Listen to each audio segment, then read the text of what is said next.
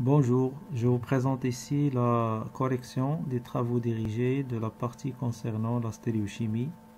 Donc c'est la série numéro 2. On commence par l'exercice numéro 2. Représenter les deux molécules suivantes en projectif. Donc la représentation en projectif, c'est la représentation de CRAM.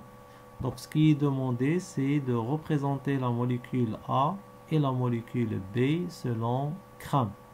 Donc avant de commencer la correction de cet exercice, je donne un petit rappel sur la représentation de CRAM. Donc la représentation de CRAM ou en projectif, c'est une représentation spatiale qui prend en considération le type d'hybridation et la géométrie de l'élément à représenter. Par exemple, si vous avez un carbone hybridé sp3, donc il a une géométrie tétraédrique. Donc on doit le représenter selon un tétraèdre. Si vous avez un carbone hybridé sp2, donc il a une géométrie triangulaire plan. Donc on doit le représenter selon un triangle qui est dans le plan. Si vous avez un carbone hybridé sp, donc on doit le représenter linéairement. Donc on va commencer par la première molécule, c'est la molécule A. Donc une représentation possible de cette molécule en projectif ou en CRAM est la suivante. Donc on a représenté le centre de la molécule, c'est le carbone qui est en rouge. Donc on a pris deux liaisons dans le plan, une avec la fonction acide, la deuxième avec le CH3 et une liaison en arrière avec l'hydrogène et une liaison en avant avec la fonction amine. Donc le carbone qui est en rouge, donc il est représenté selon un tétraèdre. Donc on représente toujours deux liaisons dans le plan, une en arrière, une en avant. On passe maintenant à la deuxième molécule à représenter selon CRAM, c'est la molécule B. Donc ce qui est demandé, c'est la représentation de CRAM des deux carbones qui sont en rouge. Donc avant de passer à la représentation, donc il faut toujours identifier le type d'hybridation et la géométrie des éléments à représenter. Donc le carbone qui est en rouge, donc il est lié à 4 éléments. Donc on a deux hydrogènes, le chlore et le carbone, c'est-à-dire ils forment 4 liaisons sigma, donc il est hybridé sp3. Donc il a une géométrie tétraédrique. Si vous prenez le deuxième carbone, donc il forme 4 liaisons sigma aussi avec 4 éléments. Donc il a une géométrie tétraédrique. Donc les deux carbones à représenter ont une géométrie tétraédrique. Donc parmi les représentations qui sont possibles, donc c'est la représentation B1 et B2. Donc ce qui est demandé, c'est une représentation, donc elle est suffisante. Mais ici on a donné deux représentations B1 et B2. Donc on va voir ensemble la différence entre les deux. Donc les deux représentations, ce sont des représentations selon CRAM. Pourquoi? Parce que chaque carbone, il forme deux liaisons dans le plan, une en arrière, une en avant pour les deux représentations. Mais si vous prenez la première représentation, donc on a deux liaisons dans le plan. Donc la première liée au premier carbone et la deuxième liée au deuxième carbone, ils sont dans le même plan, ils sont du même côté, ils sont dirigés vers le haut. Par contre, si vous prenez la deuxième, donc vous avez la première liaison dans le plan, il est dirigé vers le haut, et la deuxième liaison qui est dans le plan, il est dirigé vers le bas. Donc pour la première représentation, donc il s'agit d'une représentation de CRAM éclipsé, parce que on a deux liaisons qui sont éclipsées, elles sont du même côté, donc ils sont les deux dirigés vers le haut. Si vous prenez la deuxième représentation, c'est une représentation de CRAM décalé. Pourquoi? Parce que on a une liaison dans le plan dirigé vers le haut une deuxième liaison sur le deuxième carbone, il est dirigé vers le bas.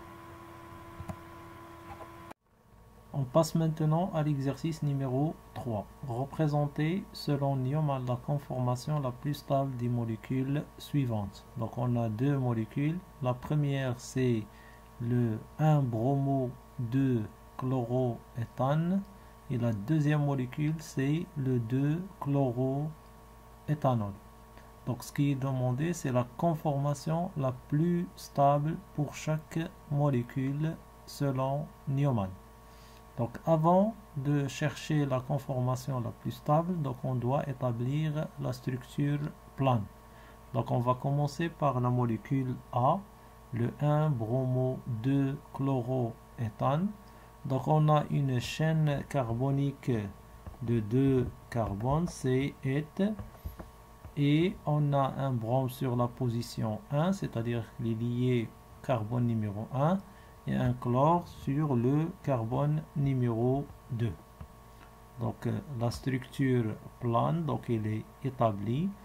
Donc maintenant on va passer à la représentation de Newman de la conformation la plus stable.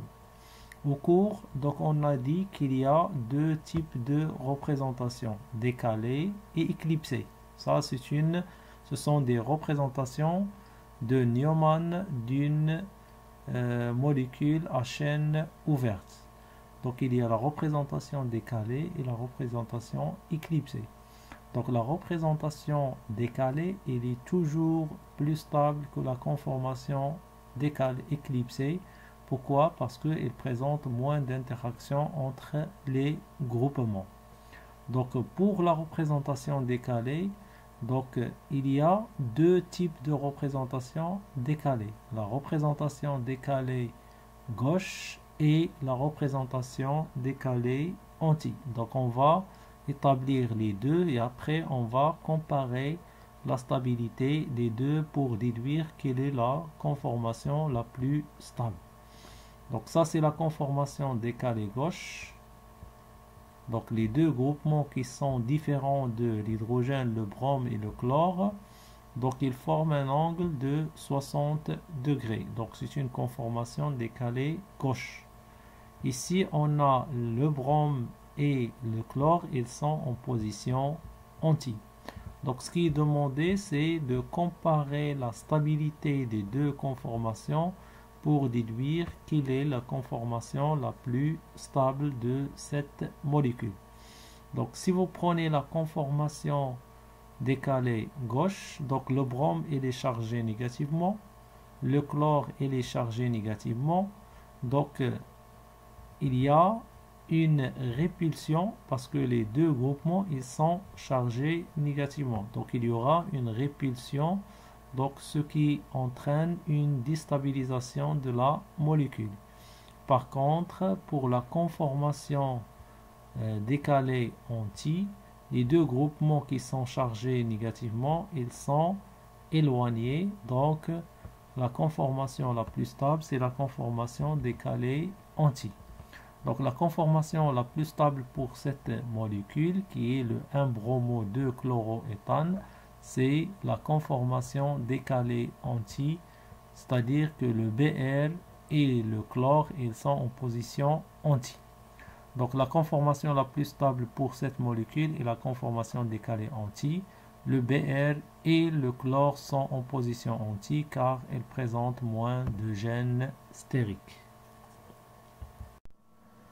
Pour la deuxième molécule, donc on va suivre la même procédure pour identifier quelle est la conformation la plus stable. Donc pour la molécule B, donc il s'agit de 2-chloroéthanol. Donc on commence toujours par l'établissement de la structure plane.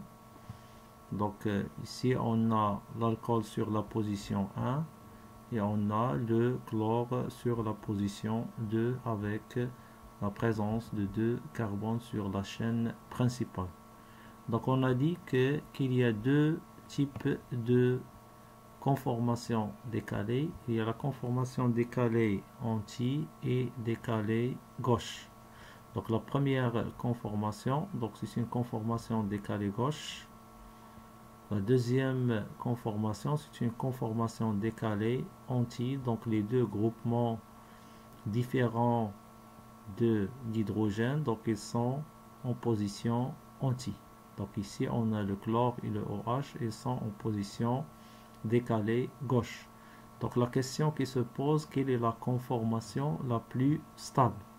Donc on cherche, est-ce qu'il y a une liaison hydrogène entre les groupements? Parce que s'il y a la présence d'une liaison hydrogène entre les groupements, donc il y aura stabilisation de la molécule. Donc la molécule, il devient plus stable parce que la rotation autour de la liaison sigma, donc il sera bloqué par la liaison hydrogène entre les groupements qui sont différents de l'hydrogène. Donc on va prendre le OH. Donc il est caractérisé par un atome d'oxygène et un hydrogène. Donc l'hydrogène porté par l'oxygène, il a un caractère acide. Donc il est chargé positivement. Donc il a un caractère acide. Et l'oxygène, il est chargé négativement. Donc si vous prenez le chlore il est plus électronégatif que le carbone. Donc il y aura déplacement des électrons vers le chlore. Le chlore, il devient chargé négativement. Donc au sein de la molécule, donc on a deux types de pôles. Pôle positif, c'est l'hydrogène, et pôle négatif, c'est le chlore. Donc il y aura formation d'une liaison hydrogène. C'est une interaction électrostatique entre les deux pôles ayant des signes ou des charges différentes. Donc il y aura formation d'une liaison hydrogène. Donc qu'est-ce qu'il va faire? Il va bloquer la rotation autour de la liaison sigma. Donc la conformation, ils deviennent plus stable. Donc la conformation la plus stable, c'est la conformation décalée gauche. Pourquoi? Parce qu'il y a formation d'une liaison hydrogène. Donc entre le groupement, l'hydrogène du groupement hydroxyde et le chlore qui est chargé négativement. Donc la liaison hydrogène, donc c'est un facteur qui stabilise la molécule. Donc il faut toujours commencer par la recherche de la liaison hydrogène. S'il y a une liaison hydrogène, donc on doit prendre la conformation décalée gauche. S'il y a absence de liaison hydrogène, donc la conformation la plus stable, c'est la conformation décalée anti. On passe maintenant à l'exercice numéro 4 de la série numéro 2. Donc la question c'est de représenter les molécules en représentation de Neumann selon l'axe de visée C2, C3. Donc ce qui est demandé, c'est la représentation de Neumann des deux stéréoisomères. Donc on a deux molécules différentes. Donc ce qui est demandé, c'est la représentation de Neumann de chaque molécule selon l'axe de visée C2, C3. Donc la première remarque, c'est l'axe de visée. Donc on a C2, C3, c'est-à-dire il faut voir la molécule du carbone numéro 2 vers le carbone numéro 3. Donc il faut prendre l'axe d'observation de la molécule, c'est l'axe formé par la liaison carbone-carbone, et c'est la liaison entre le carbone numéro 2 et le carbone numéro 3 selon la nomenclature systématique. Donc avant de commencer, donc on doit donner un petit rappel sur la représentation de Neumann. Donc la représentation de Neumann consiste à regarder la molécule selon un axe. Le premier carbone vu par l'observateur est représenté par un point et le deuxième est représenté par un cercle. Toutes les liaisons représentées dans le plan selon Cram seront représentées en vertical selon Neumann. Les autres liaisons seront représentées soit à droite, soit à gauche. Donc ça, c'est la règle générale utilisée pour avoir une représentation de Neumann. Donc il faut noter que la représentation de Neumann, c'est une projection sur le plan perpendiculaire à l'axe de visée. Donc c'est une projection. Donc on va prendre la première molécule. Donc ici on a une molécule qui est caractérisée par la fonction acide carboxylique et la fonction alcool.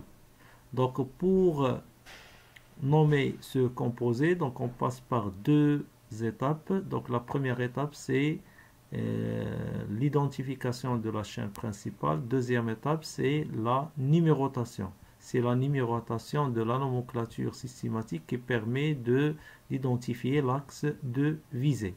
Donc le carbone numéro 1, c'est le carbone de la fonction acide, parce que c'est la fonction principale. Le carbone numéro 2, 3, 4 et 5. Donc le carbone numéro 2, il est là. Le carbone numéro 3. Donc ça, c'est l'axe de visée. Donc l'observateur, donc il va observer ou il va regarder cette molécule selon l'axe C2, C3, c'est-à-dire du carbone 2 vers le carbone numéro 2. Donc ça, c'est la position de l'observateur. Donc deuxième étape pour avoir la représentation de Neumann. Donc, qu'est-ce qu'on doit faire? Donc, le premier carbone vu par l'observateur, il est représenté par un cercle, un point, pardon. Donc, il sera représenté par un point. Le deuxième carbone, c'est-à-dire le carbone numéro 3, observé par l'observateur, donc il sera représenté par un cercle. Très bien. Donc, ça, c'est le carbone numéro 2, ça, c'est le carbone numéro 3. Toute liaison représentée dans le plan selon Cram, il sera représenté en vertical. Donc, il est dirigé vers le haut. Donc, il sera représenté en vertical, dirigé vers le haut. Donc, les autres liaisons, ils seront représentés soit à droite, soit à gauche, selon la position de l'observateur. Donc, ici, l'hydrogène, il est à droite. Le CH3, il est à gauche. Donc, pour le deuxième carbone vu par l'observateur, il est représenté par un cercle. Donc, il y a une liaison dans le plan avec OH. Donc, il sera représenté en vertical, dirigé vers le haut. Donc, à droite, donc, on a un CH3 par rapport à l'observateur. Et à gauche, on a C2H5. Donc, ça, c'est la représentation de Neumann de la première molécule. Pour la deuxième, donc, on doit voir la molécule selon l'axe C2, C3. Donc, on a ici une fonction aldéhyde et on a ici une fonction amine. Donc, ça, c'est la fonction principale, le carbone numéro 1, le carbone numéro 2, le carbone numéro 3 et le carbone numéro 4. Donc, on doit voir la molécule selon l'axe C2, C3. C'est-à-dire du carbone numéro 2 vers le carbone numéro 3. Donc, ça, c'est la position de l'observateur. Donc le premier carbone vu par l'observateur, il sera représenté par un point. Le deuxième, il sera représenté par un cercle. Donc pour le premier carbone, c'est-à-dire le carbone numéro 2, représenté par un point, donc on a une liaison dans le plan, il sera représenté en vertical, dirigé vers le haut. Et on a un hydrogène à droite et on a la fonction aldéhyde à gauche. Donc pour le deuxième carbone représenté par un cercle, donc on a une liaison dans le plan, donc il sera représenté en vertical, dirigé vers le bas. Pourquoi? Parce que cette liaison, elle est dans le plan, elle est dirigée vers le bas. À droite de l'observateur, on a NH2 et à gauche de l'observateur, on a CH3, donc la conformation ou la représentation de Neumann de la deuxième molécule.